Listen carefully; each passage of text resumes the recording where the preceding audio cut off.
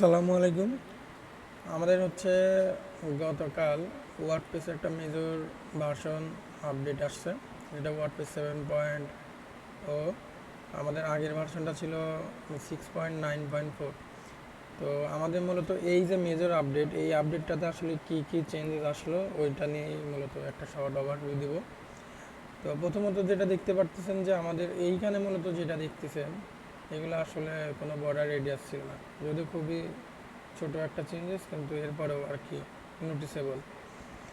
এরপরে মূলত যেটা হয়েছে যে আমরা যদি কোনো একটা অপশনে যাই, তাহলে এইখানকার যে এই ট্রানজিশনটা এখন স্মুথ হয়েছে। হ্যাঁ, এই ট্রানজিশনগুলো আগে হচ্ছে এত স্মুথ ছিল না, এই যে মনে হচ্ছে অনেক দ্রুত ট্রানজিশনটা হচ্ছে এবং স্মুথভাবে হচ্ছে। এটা হচ্ছে এইখানে একটা ব্যাপার। এরপরে মূলত যে ব্যাপারটা আছে সেটা হলো যে আমি যদি এখান থেকে অ্যাপিয়ারেন্সে যাই, তাহলে মূলত এইখানে একটা ফন্টসের অপশন আসছে, এই অপশনটা আমাদের ছিল না। তো এখান থেকে যে লাইব্রেরি কী কী ফন্ট ইনস্টল আছে এখান থেকে আপলোড করতে পারবেন কাস্টম ফন্ট। এটা টিটিএফ ওটিএফ সাধারণত এই ফরম্যাটগুলো সাপোর্ট করে। এরপরে ইনস্টল ফন্টে গেলে এখান থেকে আপনি যদি অ্যাক্সেস করেন তাহলে আপনি যে গুগল ফন্ট এখান থেকে ডিরেক্ট নিতে পারবেন। এটা একটা ভালো আপডেট ছিল। আচ্ছা,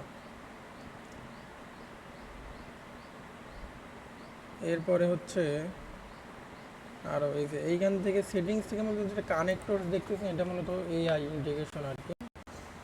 এখান থেকে মূলত আপনি যে অ্যানসিপিটিভ টেক্সট জেনারেশনের প্লট ইউজ করতে পারবেন, গুগল ওপেন এআই এগুলো আপনি ইনস্টল করে এইখানে ইউজ করতে পারবেন। এইটা হয়েছে আর কি। আর এর বাইরে মূলত আর কোনো চেঞ্জেস আমি দেখি নাই, মানে ভিজুয়াল চেঞ্জেসগুলো আর কি।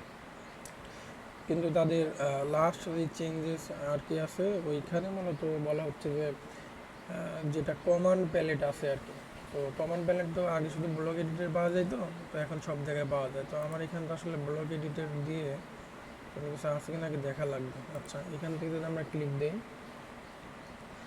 আচ্ছা কন্ট্রোল প্লাস কে দিলে এই যে সব জায়গাতে এখন আছে। এই জিনিসটা সম্ভবত আগে সব জায়গায় ছিল না। হ্যাঁ, এটা শুধুমাত্র ব্লগ এডিটরে পাওয়া যেত। তো আমি যদি ব্লগ এডিটরেই আসি, এর বাইরে আমি একটু ট্রাই করে দেখি। না, এইগুলোতে আসলে কাজ করতেছে না, যেটা আমি দেখতেছি।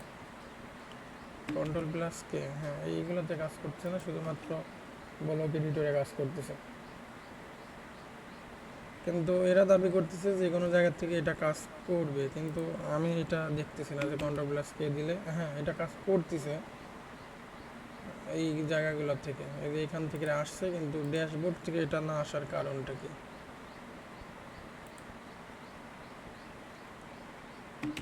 হ্যাঁ, এখান থেকেও আসতেছে আর কি। আচ্ছা,